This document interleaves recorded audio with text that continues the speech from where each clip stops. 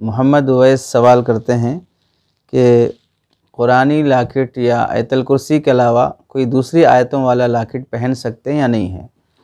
تو اس سلسلے میں شرعی بات تو یہ ہے کہ لاکٹ ہو یا انگوٹھی ہو یا کوئی اور زیور ہو جس پر قرآن مجید کی آیتیں، اللہ کے نام، مسنون اذکار، کوئی بھی اس طرح کی برکت والی باتیں، الفاظ، جملے لکھے ہوئے ہوں، پہننا شرعاً جائز ہے، اس میں کوئی قباحت نہیں ہے۔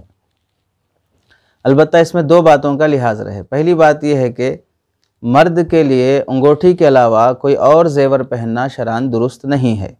اللہ کے نبی علیہ السلام نے صرف انگوٹھی پہنی، ضرورت کی بنیاد پر پہنی، اور آپ علیہ السلام کی انگوٹھی پر محمد الرسول اللہ کندہ ہوا تھا، اس لیے آپ بھی جب بیت الخلاء جاتے تھے تو اللہ کے نبی علیہ السلام وہ انگوٹھی باہر رکھ کے جاتے تھے۔ قضاء حاجت کے موقع پر وہ انگوٹھی ساتھ نہیں لے جاتے تھے، اس لیے مرد صرف انگوٹھی پہنے گا۔ انگوٹھی پر کوئی بھی ذکر، نقش و نگار کرنا ہو تو اس کے لیے گنجائش رہے گی، لیکن واش روم وغیرہ میں جاتے ہوئے اسے باہر جیب میں یا کپڑے میں یا کہیں پر بھی رکھ کے جائے یا جیب میں اندر رکھ لے کے جائے۔ پہنی ہوئی حالت میں جانے کی اجازت نہیں رہے گی، یہ بہت درجے مکروہ بات ہے، خلاف ادب بات ہے۔ اور دوسری بات یہ ہے کہ عورتوں کو اجازت ہے لاکٹ وغیرہ پہننے کی، چونکہ مرد کو صرف انگوٹھی کی اجازت ہے۔ عورتوں کو اجازت ہے، تو عورت جب پہنے گی تو اسے ہم بستری کے وقت بھی اس کے گلے میں رہے تو کوئی قباحت نہیں ہے، البتہ نکال دینا بہتر ہے۔ افضل یہ ہے کہ وہ اس وقت گلے سے نکال دے، اور بیت الخلاء جاتے وقت بھی اسے نکالنا ادب کا لحاظ تقاضا ہے، مکروہ ہے۔ تو عورت کے لیے لاکٹ وغیرہ پہننے کی اجازت رہے گی، مرد کو اجازت نہیں رہے گی۔